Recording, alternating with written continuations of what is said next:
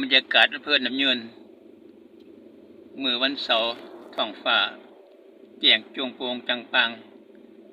สถานการณ์กะปกติแต่ยังบ่100%ปานใดสำหรับมื้อนี้วันเสาร์ที่4ตุลาคม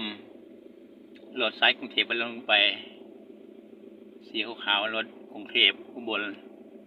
มาจากบุญทลีกน่าจะรวยน้ำยืนเข้ากันทะลักลงถนนมาเลข24ลงไปแล้วประชาชนกันหาอยู่หากินตามปกติร้านค้าร้านขาย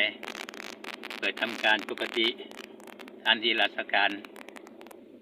ฝั่งนี้ก็เป็นโรงเรียนหน่อยน้ำยืนโรงเรียนประถมที่คิดครับ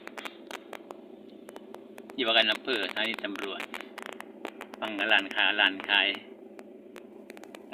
ยาเปิดทำการปกติมาจนแล้ว